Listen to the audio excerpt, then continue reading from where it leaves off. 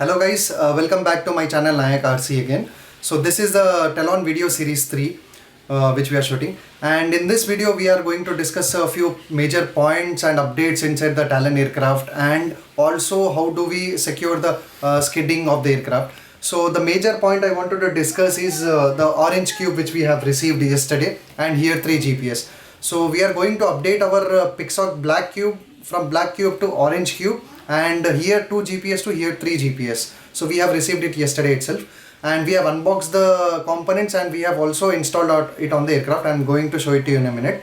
So the major reason to update for this system is it is a more redundant system and more advanced system. It has more advanced processors, latest barometers, accelerometers, and it is also having something which is called as ADSB, Automatic Dependent Surveillance Broadcasting. So if any civil aircraft is flying and we are also flying our drone, so we will be able to monitor what aircraft is flying at what altitude, and that keeps us our things secured, our drone secured. And we also updated ourselves from here 2 GPS to here 3 GPS, because this GPS module contains not only GPS as well as compass, it also contains accelerometer, gyroscope and barometer. So this is at 4 times redundant system when compared to Pixoc black cube. So let's have a look at the fuselage now. We can see the Pixoc orange cube installed with an ADSB antenna here, and here 3 GPS is also installed on the platform, wooden platform yesterday what we have made. Here I would like to explain a bit about the tail section of this aircraft. So I have seen people using 3D printed mounts and other aluminium mounts to mount this tail in the V-shape angle. That basically gives them flexibility to carry this aircraft by putting in a small bag or a box. But rather I would suggest you guys to go for a solid tail mount, glue it solidly to the airframe. So this will increase this will reduce the chances of having unknown yaws in the flying while it is doing missions, and it is also rigid so that you won't be having any tail loosening up or some other things. And make sure your servo wire extension cable is going all the way to the Pixoc and it doesn't come out. Until and unless you do this setup, I suggest you to solidly mount the tail section to the fuselage. And we have used the same Fevibond glue, so it took almost like 40 hours to solidify this part, and now it is also rock solid, I can say, and the angle will not change unless and until it becomes some hard hitting. So this is one of the important tip I would like to discuss here. As you have seen, the aircraft's wing and tail section is being covered with the fiber filament tape. Here I would like to show you guys that we also need to do fiber filament tape on the fuselage, taking from the nose section and falling all the way back on the wing mounting places to the till GPS point. So this will internally and externally it will increase the rigidity of this aircraft whenever we mount the wing and dismount the wing. So all the tapings and all these parts will not get damaged a lot. So I would suggest you to do the same.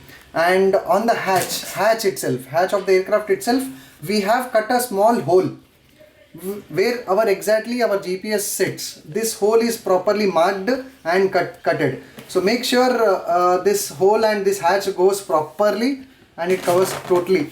So you can see here it covers full and finally totally. So make sure you have all the fiber taping on this one also, which increases your rigidity again. This is the landing skid of this Talon aircraft, and we use this landing skid in order to protect the underbelly of the aircraft. And if there is any other camera sensor which comes like 1.5 inches outside also, it will protect that sensor. You can see the ground clearance in the middle part of the fuselage is more so that this takes the impact at the time of landing, and if aircraft is not landed properly, it will also bump up to reduce the stress. So that's why we always go with a front skid to 2.5 to 3 inches in height. And let's have a look at the back skid. Here you see the back skid of the aircraft, and back skid is also being done with the fiber filament tape and a packing kind of foam. So in order to protect the wooden piece which is at the back side, after every landing it degrades itself. To reduce that degradedness, we also install again the back skid also. And the other major reason for back skid is while the aircraft is being hand launched, the person will have little more clearance because it is a back pusher propeller, right? So two factors here. One is the ground clearance while the aircraft lands. It should be at least 2 inches. So by installing this back skid with this foam and fiber filament tape, we have 2 inches ground clearance, and the person who is going to launch the aircraft is also having a ground clearance here. While he launches the aircraft will go like that. Let's have a look at the power system in this aircraft. So we have a power module, power brick here, and to the one side of this power brick we are going to connect it to the main battery source. To the other side it is going to the electronic speed controller and directly to the motor. So the major point for power brick does is it has a step down system here, step down voltage system.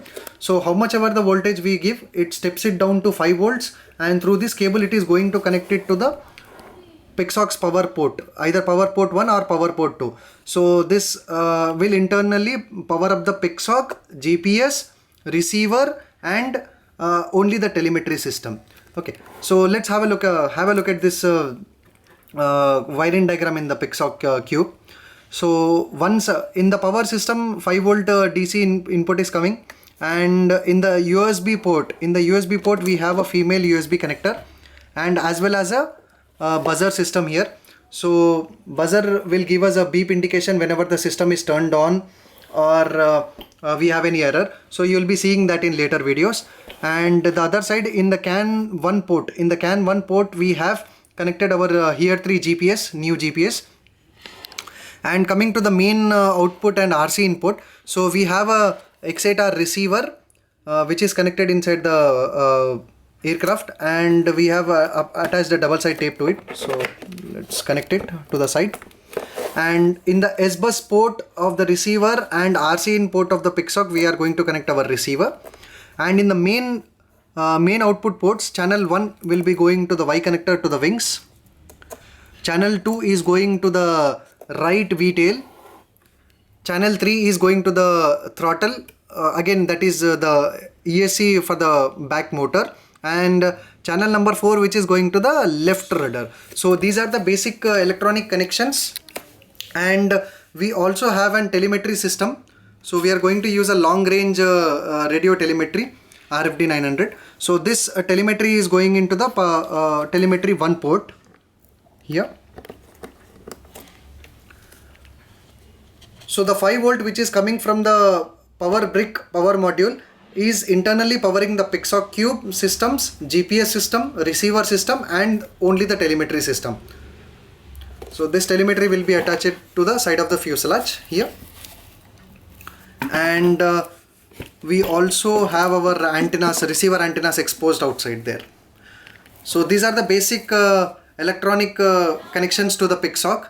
And stay tuned for the proper circuit diagram and proper explanation why does that cable goes to that particular place only, what are the settings for that one. All these things will be discussed in the next video. So let's meet you in the next video.